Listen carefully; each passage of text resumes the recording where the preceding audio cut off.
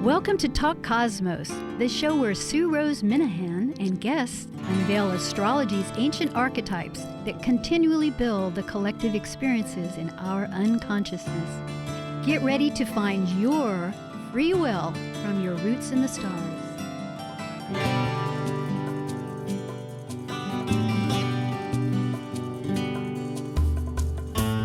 Hi, once again, Sue Rose Minahan at Talk Cosmos here in Bellevue, actually, outside of Seattle, and glad to connect again. We are in the midst of the Cancer archetype. Amazingly, just as we speak, this is astrologically speaking, the United States natal chart, which for all of you is on July 4th, 1776, and the Sibley chart that's often used is at 5:10 p.m. in Philadelphia. And astrologers that do a lot of calculations as far as timing say that the timing proves to be pretty correct. So it's regarded highly as being as accurate, although there are some others, but that's.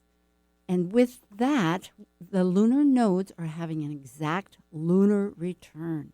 Now, these are points of the moon, of intersection points. I think we've brought them up in other talks. And for those astrologers, you realize that that is what they are. But yet, for the new people that are listening, that are learning about all of this, they're not actually planets, they're points. And the idea is, with evolutionary astrology that I personally follow, that the south node is our entry of the past. And the north node is that integration point that we want to pursue, representing the future, the growth and the change. So today, it's not just today. These points last for a while in time and space, and it's been significant. It's a return of energies that we're experiencing, and we are, as a nation, a Cancer identity. So the lunar nodes hold particular importance. And as of today, also, Mars in its transit is conjunct. That means it's within a few degrees. In fact, it's 2 degrees away. Very powerful. And across from it for today is Mercury, which accentuates our sharing and talking ability. But the power of tonight really is a return to one of the first few talks we did early in April, because at that time, Chiron, which is a combination of an asteroid and even thought in other categories, but it has its own cycle as all the planets transit, and it entered Aries. And because it has such an elongated elliptic orbit, it stays in Aries for 8 years. And it happens to be that the United States natal Chiron is in Aries. So this is a very important factor that is under the surface that reveals issues that we will discuss, because its ruler, which is Mars, is conjunct the south node. So it's quite pertinent. Today, we're going to jump right into this, but I want to introduce the most wonderful guest from Seattle, John Luke. And he studied astrology with Stephen Forrest and Julian Lewis. Traditional and evolutionary techniques enhance his unique consultations, in which he encourages dialogue, mindfulness through the process. John Luke has spoken at local astrological groups. We have a wonderful association called Washington State Astrology Association, which he is a board member for the last 8 years. And he's spoken at NORWAC, which is a conference that is nationwide and actually international. That's the word I'm trying to find, international.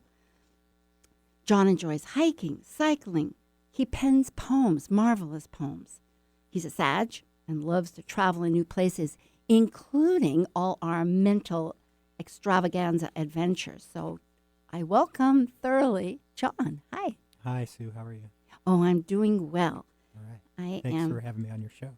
Well, this is a treat, and particularly because I'm so glad you were interested in returning to Chiron, because Chiron with Mars is so instrumental right now in its position, and in this month of Cancer, they're both in hard aspect to each other quite a bit. So the energies we're feeling them.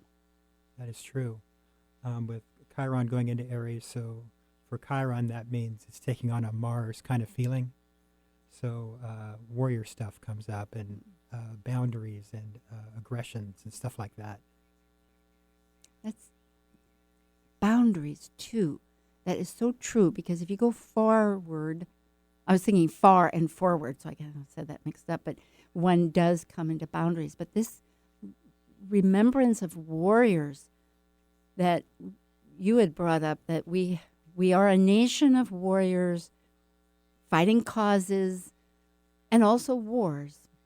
And it is, I was realizing before we talked, that it is often not, because it's not on our soil these days, it's often a shadow side that we project onto other people.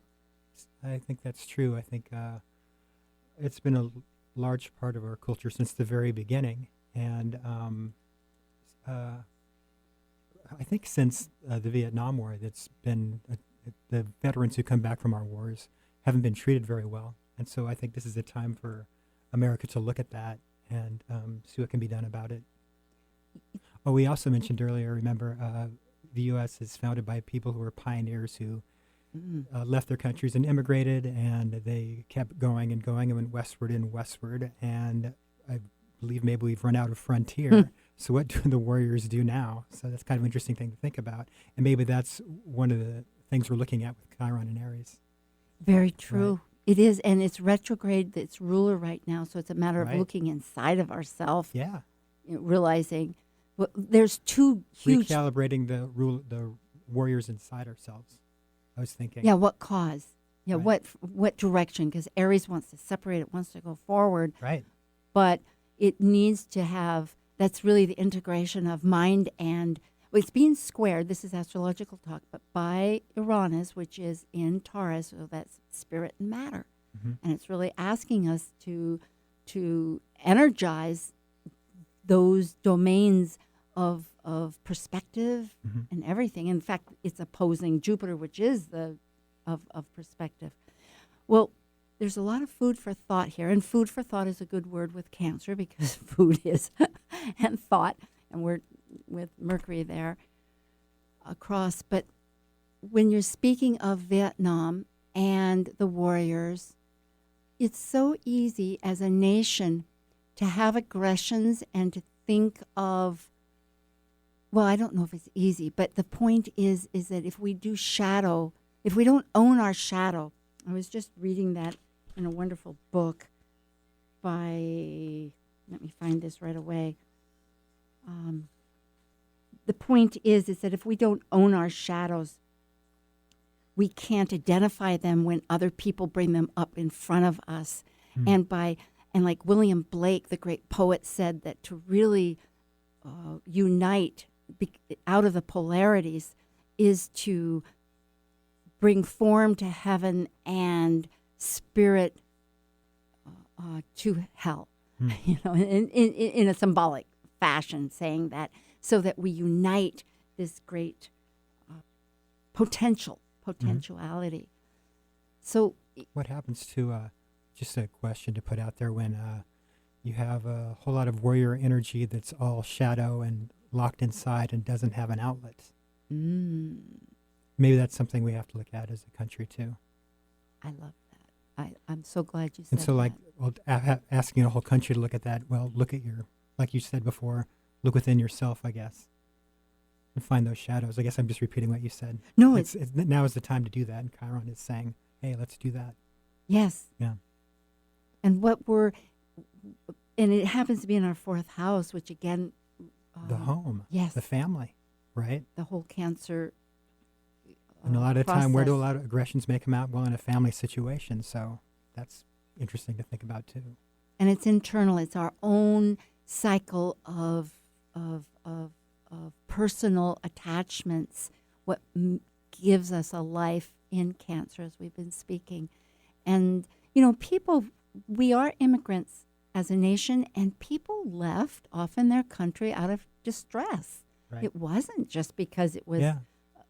People don't like to leave their home necessarily. I mean, there is the adventurer, but other than that, like Ireland with the potato famine. Mm-hmm.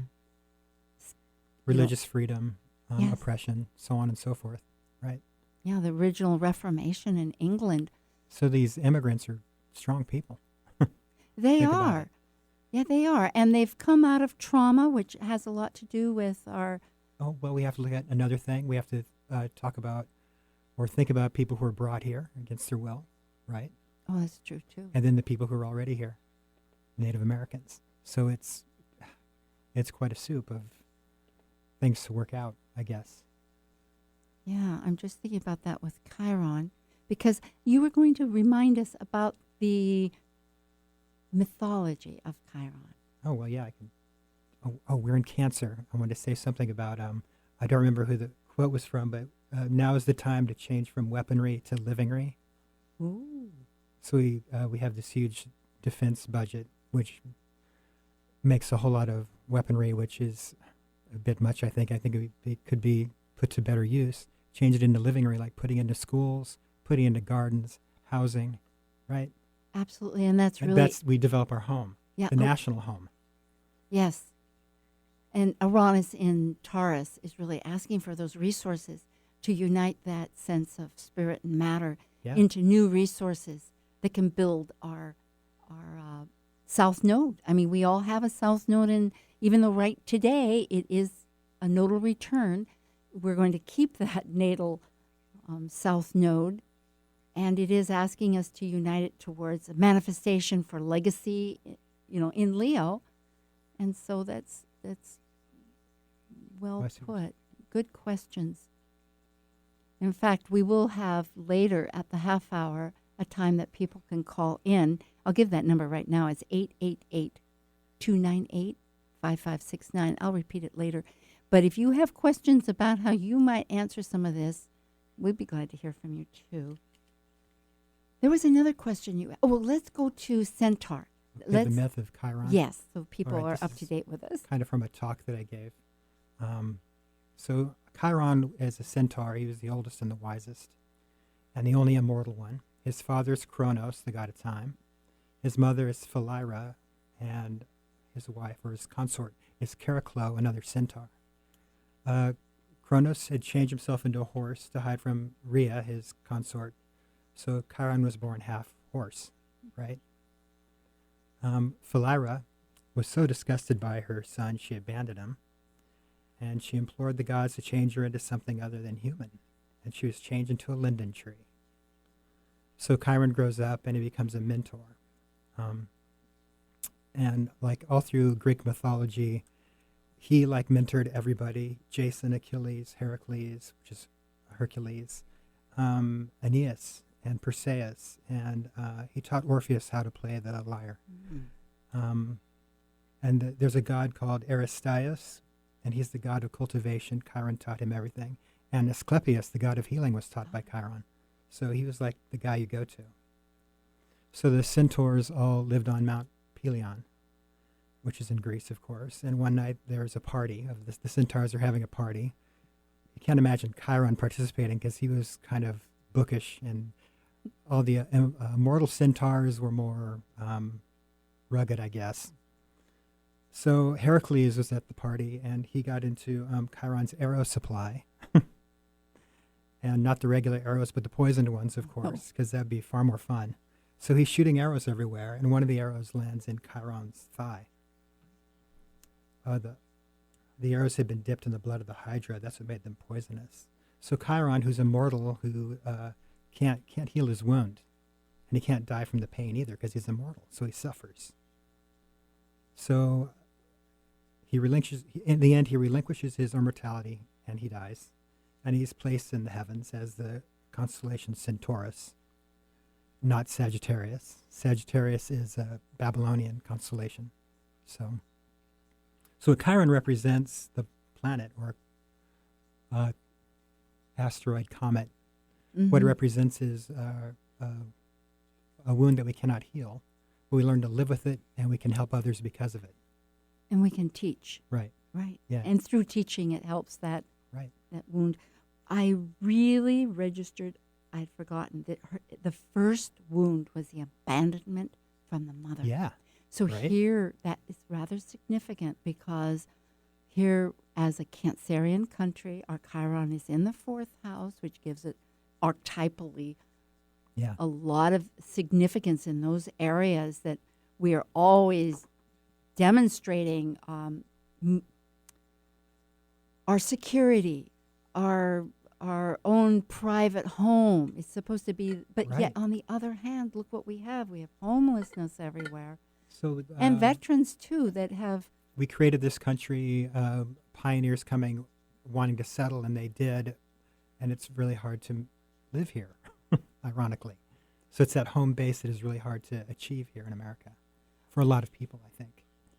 And that's something... Well, it has become this. It has become this as so many people are in the cities now, Mhm. and cities like Seattle is literally Oh my pricing gosh. itself out. I mean, it's near $1 million a house. It's growing really fast. Yeah, it's Kind of insane. like San Francisco or something, and it's frequent where, as technology changes, people go to the cities, and yet it has its own issues. So home and housing. Yeah, but this idea of the abandoned mother, I suppose really that gets to an immigrant leaves its own motherland. So of course it Yeah. wants to make. So as a people, as we... And you also, a homeland taken away from you in the case of the Native Americans. Yes, Right. absolutely. That's a large part of the history that should be talked about. And yeah. I agree. Mm. I agree. I think we can learn a great deal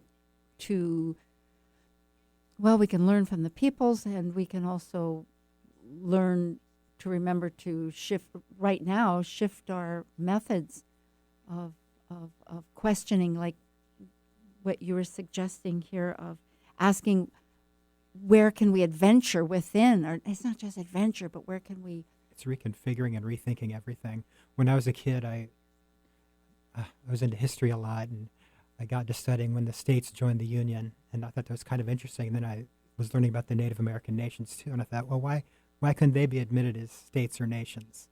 Wouldn't that be interesting? Yes. Imagine what kind of a country it would be, or if those voices were heard. Be an interesting thing to think about. Yes. Yes. Yes, I mean, sometimes I haven't thought. I totally, absolutely agree with you. It's amazing. And, there's so many elements. Another thing is with the direction of people, they're having fewer babies. I was, Right. the expense of it, and Mm-hmm. that's one of the issues. And that we're actually below the reproduction. We're at 1.6 instead of 2.1. We're in common now with many European nations Right. that are unable to reproduce Population's themselves. leveling off, and then I Mhm. think, is it France where it's actually decreasing or something like that? Yes, Yeah. and I think we're matching that now.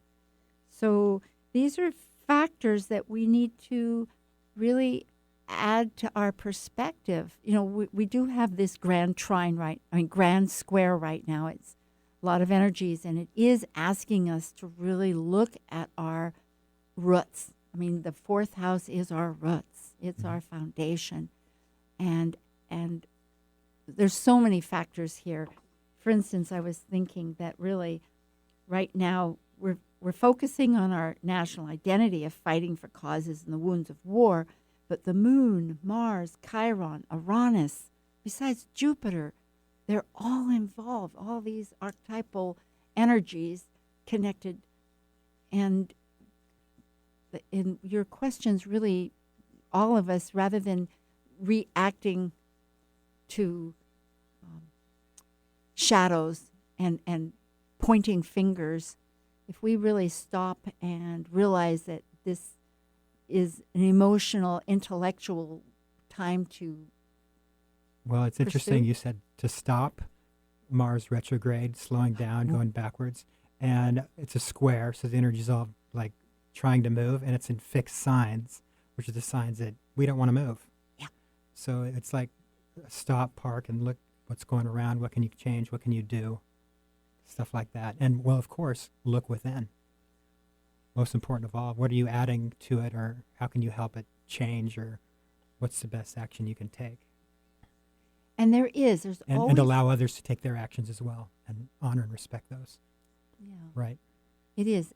By sitting within and really Yeah. knowing that there is a new self-sustaining pattern you can create. Because I was reminded, too, that today, at least, for this period of time, as if we speak, we have a grand trine, Oh, that's and right. Jupiter's Yeah. joining it with Neptune and the Sun. Oh, yeah, that's right. So we do have some possible, That's in water. yes, which feels, so there's gut level. So fixed, stuck, being in one place, and water emotions. I don't know. Going deeper. This right? sounds like rapids, a river, going down the river. Maybe. Yeah, Interesting to think about. Yeah. it is. Which in many ways is like But you have Juno with the moon. well, yes, and Juno does have a lot with the marriage and women. Our significant others. Yeah, the moon's also the public and women. Right. Juno Yeah. reminded me of that. But Oh, it is yeah. the public. And really, for the United States of America, the public as an energy and women as an energy has this significant power to make change. So it's really useful for us to use this energy with Mercury there to talk just as we are talking, and to be a catalyst for others to really start engaging with others. Some of these really great questions you've presented about Oh, have asking. Uranus attached to. Sorry, I didn't mean to No, interrupt. no, please with do. Uranus attached to Juno and the moon, that's like it's going to feel weird and strange, and let that be. It's not going to be comfortable. It is, because it is, come to think of it, the moon is attachment and emotions, and Uranus is detachment, Sure. Yeah. and observation. So it's struggling to look. But perhaps if we use that water trine, then you can have insights. Right. And maybe that's why Juno's between them, because she's kind of like a Oh. peacemaker. Let's work this out, like she always did on Mount Olympus. That's like her. Yeah, job. Demetra George adds a lot to Juno. I was trying to check, because so often we think of the discord that Juno's unhappy about things, but really she's asking, let's have this relationship, this Yes. partnership. Yeah. She's a great goddess. Yeah, the asteroid goddesses, Juno, Vesta, Pallas, and, well, Ceres is now a planet. I wish we had named some big planets for them, so we'd have big goddess energy in the chart. Well, Now, there is a thought that Pluto, now that it has gone to dwarf It's a dwarf planet planet, yeah. status, is actually, I think, in a wonderfully new, just as powerful, if not more powerful, because you have this host of other dwarf planets yeah, that really signify so much more growth, that, with the crossings of their different right. orbits. Mhm. Yeah, so it could be that just like now in society, that we're going from this matriarch to the patriarchal, that we've talked about different orbits, and the energies here of Mars, and with the moon, for instance, is the classic male and Right. female, or receptive and aggressive, or however we want to look at these energies, that also the asteroids will carry added significance as we start looking at life more spiritually, as that connection.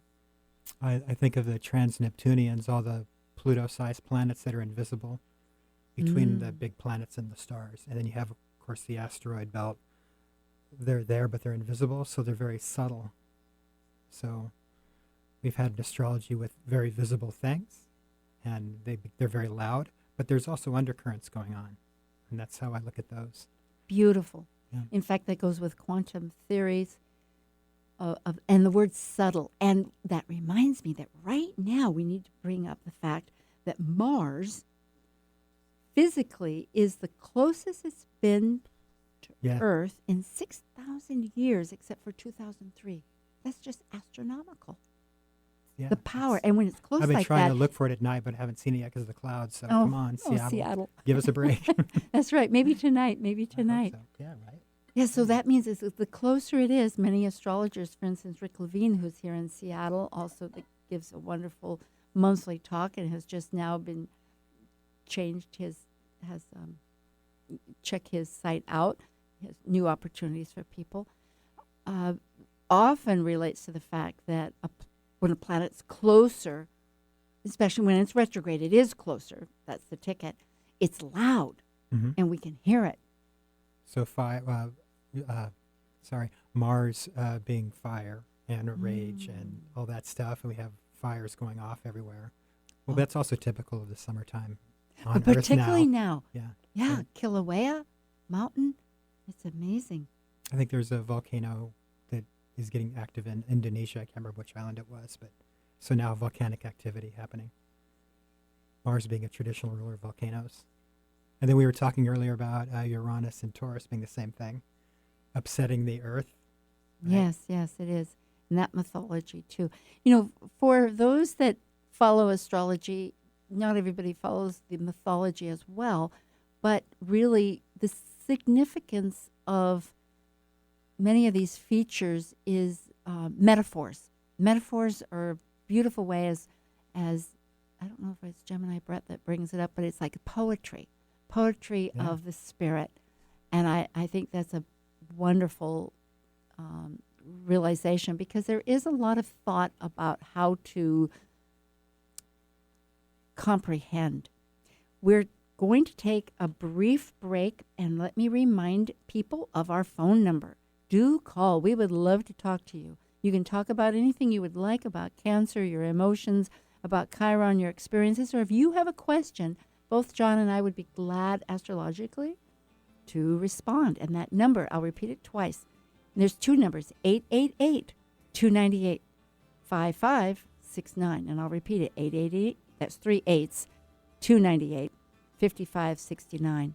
And you can try 425-373-5527. I'll say it once more, 425, area code 373-5527.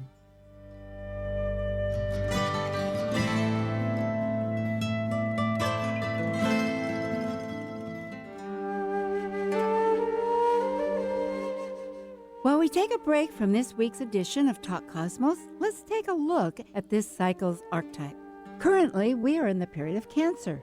By leaving a cycle based on connecting mental communication to the external, the energy of Cancer involves emotions, which create our personal story through our emotional associations and attachments. As a cardinal water sign that is nurturing, Cancer needs to process emotions in one's own internal rhythm of cycles in order to complete an evolution.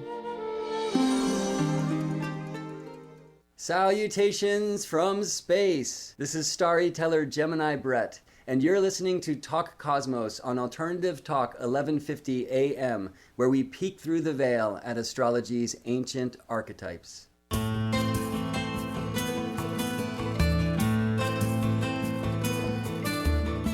Hi, we're back again, and that phone number, there's two of them, is 425-373-5527, 425-373-5527, or 888-298-5569. We're on KKNW, so if you can't find it, just Google, and it'll have it too. And we'd be glad to talk about your questions, or hear what you have to say. John and I are here. Well, we were talking about, in the meantime, we will continue to chat until you decide to call. And we were talking about the veterans. That is that war energy, the warrior within, but also we have veterans that we've asked throughout the time to have war. And, you know, during Vietnam, it was a draft. There wasn't any choice. People grew up in this country. I'm married to a veteran. And there was this big moment of faith, of trust of the United States, if you were asked, and go ahead. And yet there hasn't been recognition from a country. I think there is this sense, maybe because of our South, know that we alienate ourselves from our emotions to a certain extent, maybe because of trauma, maybe because of mental aptitude, which it is a mental sign. But the fact is, until we're whole, until we accept our shadow side, however it is, it has a grip on us, and there's always a strength. So we could go to the strength. And you were mentioning about ideas that for veteran healing, or that was one idea I think you were talking about. Well, I just there's lots of organizations where you can donate to help out veterans, and I found a list of things you can do. First of all, provide comfort and help, and relieving financial burdens. There's organizations that'll help do that. Provide a positive outlet, and empower recovery through sports. That's that Aries thing again, the sports, right? Yes, and I've seen that quite a bit with horses and many sports. It's really very powerful. There's television. I'm giving a sense of purpose. And unity and yes. A place in the community, right? Mm-hmm. Provide rest, recovery, and rejuvenation. That's paramount. And just things to think about. Yeah, Cancer really needs to process the emotional. It's very internal, and it takes time, and it has its own time. And it needs safety, too. Right. Safety to feel. And I think maybe that's really as an archetype to recognize and remember that as a country, if we have our Chiron in the 4th house in Aries, the Aries wants to go forward, but Cancer, in that archetype that we're in now, I mean, reminding people wants and needs to put the pieces together, to feel. Which takes time. It does. Maybe that's what the message of the season is, and maybe for the next 8 years is to work on that Aries archetype, the fighter archetype. We've lost our frontier archetype, and healing that, developing our homes and our sense of worth and belonging of ourselves and others. And creating community. Right. I mean, community could be other things, but it is everyone. tribal, and you For can make your own everyone. family. Yeah. Yeah, for everybody. For Is that what everybody, you yes. said? Yes. And particularly if people want to create their own like-minded, because I'm thinking our South Node is in Aquarius, so but with this energy, if it is groups that are your own tribal group, just like a family is, then that's okay, as long as because it's a network, like bees, lots of little cells. It's odd that so the South Node being the past, I'm looking at the U.S. chart, the South Node in Aquarius saying we come from community, but the North Node's in Leo, which kind of tells you that we have to stand out on our own, which is very interesting to think about. And I wonder what that would mean. And legacy, creative legacy. Yeah, children. Maybe. Yeah, oh, right. Children. Right. Yes, children or creativity. We're creating a new way to shine. Yes, to manifest the abilities. It seems like having that nurturing, that sense of both our sun in Cancer and even our weak. If you think of it as a weakness, because we suffer, as you had mentioned, it is that suffering part of some sort of our cause or our warrior. Just the fact that we've been through all these wars does cost us emotionally. You go from the Revolution War to the Civil War to, besides the War of 1812, and then there's the Mexican-American War, which I think that was 1812, and then the war with Korea. In Vietnam, then Iraq twice. Yes. Yeah. Vietnam. Afghanistan. Yes, all these wars that we continue to do. There's a price. There's a price on the emotional safety and structure that we need to embrace and recognize and give support, and also and to recognize the men and women who go to defend the U.S. Yeah, that it's not just them; it's us too. Mm-hmm. There is this unity; it's part of us. We have that we can create. That's what we're thinking of: creating these families within and giving support, giving community, and recognizing that we're out in the front line too. And in that case of that, and to look inside and redefine it. That's what you were saying. Redefine, really, of what the frontier is. I think that's what we're going to have to do because there's no more frontier left. Like you said, they can go deep into the ocean or into outer space. And that, Which but we some might- people want to do that. I mean, deep in But the like, ocean. not all of us can do that, perhaps. No. A few astronauts to start out. And besides that, what a beautiful world is that, like, energy never really, well, energy never gets destroyed. So once again, if we can just recreate our space, redefine our relationships, redefine our, A way to do that might be to look at, as Chiron passes through Aries, it's going to square all the U.S. planets in Cancer.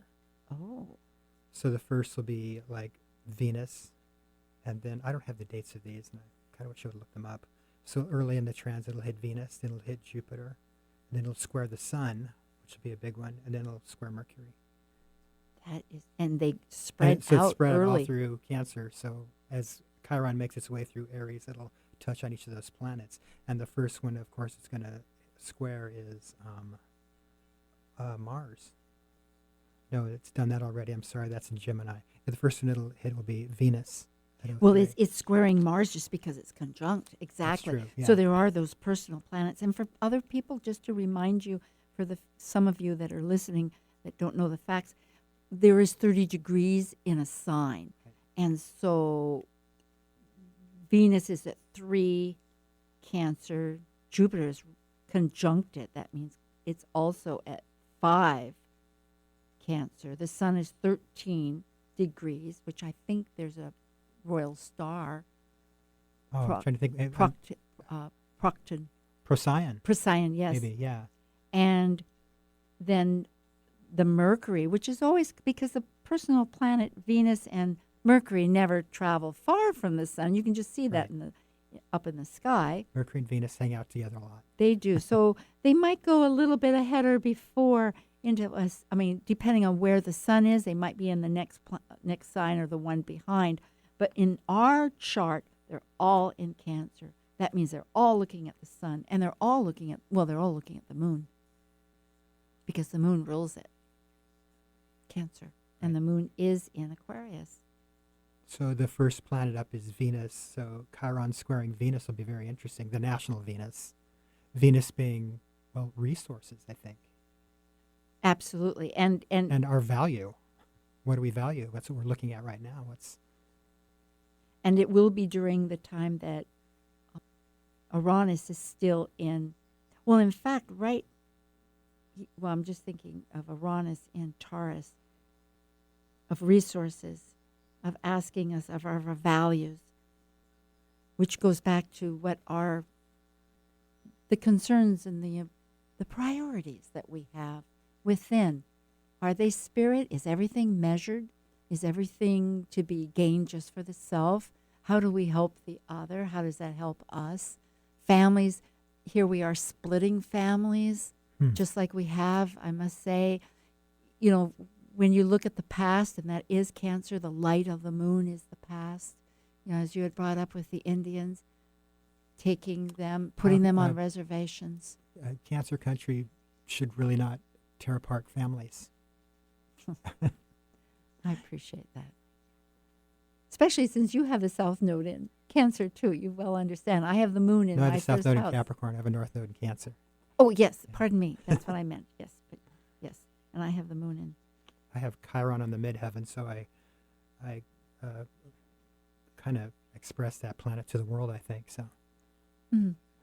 Well, we all have, as it has been said before, all these in different degree, in Right. different recipes, you might say, in our chart. they're But individual poems. yes, there you go. That's right. So the U.S. is also going to have its Pluto return. That is, I think, in 2025, 2022. 2024. Is it 2022? Right. And we had the dates of that's in the midst of the Chiron return, right? Yes, yes, it so all is. this is happening to the U.S. It's really interesting. It is. So what It's- that means is Pluto takes 248 years to go around the sun, And since the founding of the U.S., it will have gone around the sun once. And Pluto coming back home to its birthplace means, or to the chart's birthplace means a rebirth. It does. Or we And look at that planet's energy. Pluto is rebirth. in Pluto is itself. transformation. Right. It's like what life is not being supported, what has died, what needs to be shattered, and like the snake shed its skin and create the new. It's And special for the U.S. I wrote down here, reconsider the use of power. Yes, it is power and empowerment and lack and disempowerment. Right. Yeah. And really, so Chiron does lead up towards a real stepping stone, a constant stepping stone. And I'm glad that you brought this up about how it's going to affect us. Like right now, it's about our energies going, our because it's at our root. Chiron inherently is in our roots of the fourth house. So it's asking us about our integration of past and future with the nodes. Then it's going to go in some years to our values, and then to our perspectives of Jupiter, and then it'll take a little longer till it gets to our identity. Identity, that's going to be a big one for the U.S. It will be. Which is, everything is always incorporated through identity. That's the sun. It's like that umbrella. But here, If we're living in times where, so you have Chiron and Pluto are the big planets in this time. To me, Pluto and Chiron are like a balancing act. Pluto terminates and Chiron rebalances. mm, It's like a marriage and divorce or virus and cure, stuff like that. well, it does give and you it. have these two planets of these opposites trying to work themselves out, which is what we're dealing with. Well, the gift. We have to Mhm. think about what's being destroyed, okay? Can we let that go? And what needs to replace it? And does it serve that wound that we're able to Right. remobilize? That's what I'm. Yeah. Yes, this is perfect. A good synastry of energy there to utilize, because really, when something doesn't function, and it is in Capricorn, Pluto's in Capricorn, function and use is paramount. It either has a structure. Old structure is not holding together anymore. Yeah, They're it's outdated. like decayed. I know, it's going They to fall down. Need some updating. Yes, or a total recalibration of those parts into a new part. It's not complete and utter destruction. Throw it all away. It's like, what can it be replaced with? How can it be refined? How can we change it so it works better?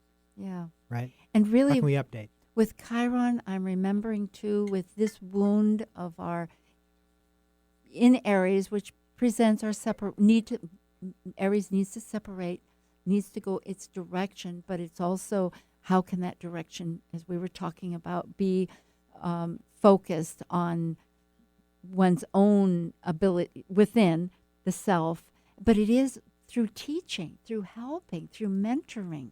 And so, Chiron in a words. sense, one may still have their errors, or not errors, that their wounds of suffering that seem to not be healed. Looking at the mythology, just like the mother that rejected or abandoned from their home, or whether it's the wound, like the actual arrow in the thigh, such as a veteran. But yet, through helping others or giving what their gifts are. So Chiron is Yes, the mentor, service. and I've worked many years as a special ed teacher. And mostly of my jobs have been one-on-one positions with special needs kids. And the skills that I've honed in doing that are, and they're so Chiron, I'm going to read them for you. Being willing to share skills, knowledge, and expertise. Positive role model. Take a personal interest in the mentoring relationship. Exhibit enthusiasm in the field. Value ongoing learning and growth. Respect by colleagues. Set and meet personal and professional goals. Provide guidance and constructive feedback. Honor sacred space. And visualize, most importantly, visualize the mentee as being successful. I was just reading that today. That last comment, very important to They're already recognize. successful. And they can be. And you have to have that much belief when it's special ed. You have to kind of believe that they can do it so you can get out of their way so they can take chances and do things. Yeah. So Yeah. Thank you. Special Olympics was just bringing that up with somebody that did so well and clearly said just what you were echoed what you were saying, that they personally didn't feel as though they were not capable. Right. It's just this is what they did. And so I think it's that judgment that we have. And maybe that's a lot of it with the Capricorn in Pluto. Right. To suspend that judgment. I mean, we need judgment at a moment, kind of like we're sailing a ship. I mean, we're sailing where to put the wind, the sails, and where to put the rudder. I don't sail a lot, but I know that's what you do, right?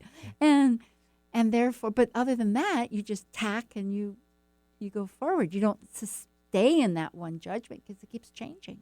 My favorite class with the special ed kids was PE, and we played kickball. It was such a trip. And these kids, man, they were great. They're low-functioning kids, but they didn't care. All they cared about was the game, and all the disabilities disappeared. So, which is really cool. That is beautiful. I loved kickball myself. It was just, you can kick the ball. It's nice and soft. It's far. Everybody has fun running the bases. And that's really the sport. If we think of the Olympics itself, that whole idea was for the sport of it. It wasn't really, it's competition, of course, but Sure. The priority was the participation. In the early Olympic Games, they had poetry and painting and sculpture. Oh, I didn't realize that. Which faded away arts. early, yeah. That's really interesting. Yeah, that's a real blend of spirit and matter. Yeah, incorporating. Yeah, I like these stepping stones. I'm so glad that you wanted to speak about Chiron. It's an energy that really is critical. It has in its own orbit, it returns at 50 years. So anybody around 50 and a half has that on a personal level. It seems as though there's a certain equality of spirit that a person feels. What do you mean? 50. I don't know if you're 50. I'm 54. Oh, okay. Well, yeah, I I'm had older my too. Chiron return. That was great. Yeah, no, I've had and it seemed like there was a new beginning of picking up, kind of like from your bootstraps. Like, okay, let's get out and just go forward. I worry less about what people think now, which I kind of like. It's been liberating for me. Yeah, my husband and I, we actually went down to Mexico. We, traveled like we'd wanted to, and we lived down there, and many new adventures. Sometimes it's hard to define one aspect versus the other one. But when I read I use evolutionary techniques when I read birth charts, and I look at Pluto as being the deep past, and I look at Chiron as being the deep future. It's like something you want to regain or that you've had before, which puts an interesting twist on readings. It does, John. And it also echoes that twin thing between Pluto and Chiron. Is there two sides of the same coin, maybe? Yes. I'm glad you're repeating this, because I think this is a message we have still several minutes here, but as closing, I think that's so important, what you're saying here. And also with the factors that you had being a special eds teacher, which we went to others, but to comment on these perspective of looking at others, whomever they are, with the eyes that they are a whole person. They may not be quite as we would do things, or they may not. It's about acceptance, I guess. Yes. Right. And respect, like you said, respect for their spot in life. Because we are one family, but we certainly can't live under one roof, There's an American challenge, is a culture developed on the individual, and yet collectively it's kind of not holding together like it should. And to think in terms of family, a greater family, could be very helpful, I think. Yeah, that family does support it. Maybe easier said than done. It's a huge thing. Yeah, to respect to autonomy and respect autonomy, perhaps, of the individual in the family. Come to think of it, and thought of providing that. things that support for that individual growth, Yes. healthcare, Yes. education. Because each person has their own way of metabolizing, you might say, their growth process, Mhm. which is so Cancerian and so in the fourth house, and their own sense of what they want to achieve in their If direction. you can meet people where they are, and Yes. honor that, respect that, and go from there, it can be very good for people. And that people, And no so matter that who they anyway, are, have yeah, new experience. kid comes in, I see them how they are, and I go from there. You know, You have a great gift. I Thank you. really love many of your after you develop all the trust, and relations. so yeah, Well, it's the safety, which Right. you know, trust would be you let a person know that there's safety in them Right. expressing who they are. it's a fun job. Well, that's another fact here is that everybody through their own experience and through having experiences, I think that's a beautiful thing about Aries is that have experience, get out there and take that risk to do something. I mean, if one sees it as a risk, because actually an Arian person may not see it as a risk. They just see, hey, there's a direction to go. You know? Right? Let's go there. Ready, fire, aim, as Rick Levine would say. Yeah, exactly. Talk about it. Oh, So anybody can teach you anything. Perhaps is another thing to look at. very important.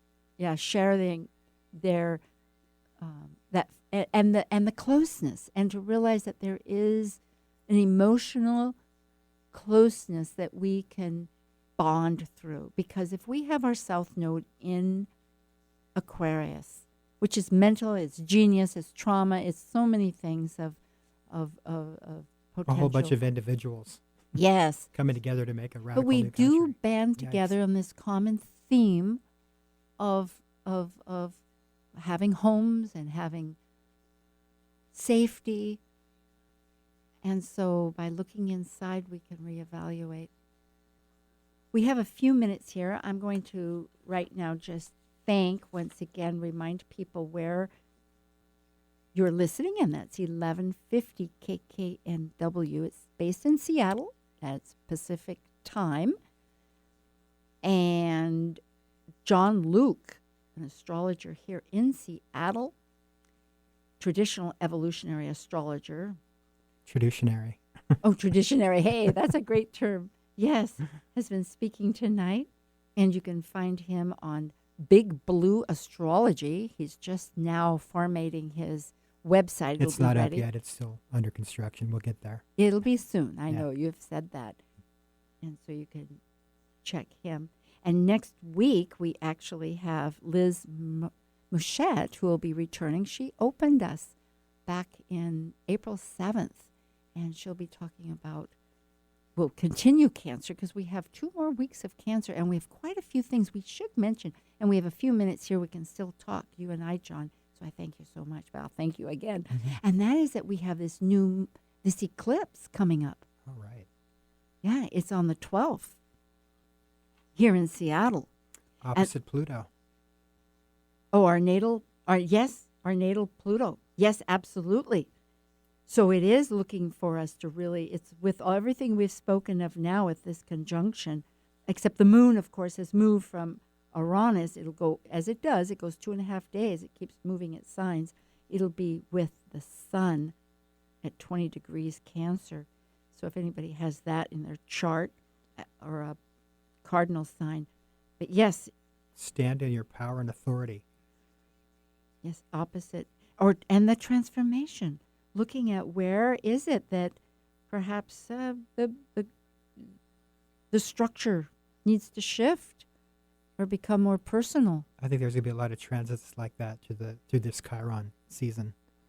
And, well, with Uranus now in Taurus, it's going to be lots of shifting. So, and then we have also a full moon, but that'll be in our Leo time. Right. Yes, and it's most interesting because we have a full moon between 2 eclipses. In Leo, we'll have 2 eclipses. But this is stepping stones. It is absolutely true. Well, John, it's been absolutely marvelous. I am empowered thinking that we have reason to connect with this empowerment of the future, with the transformation of our inner self. Thank you, Sue. It's a pleasure being here. Oh, we'll Thank do you. it again. All right, cool. All right. Thanks, John.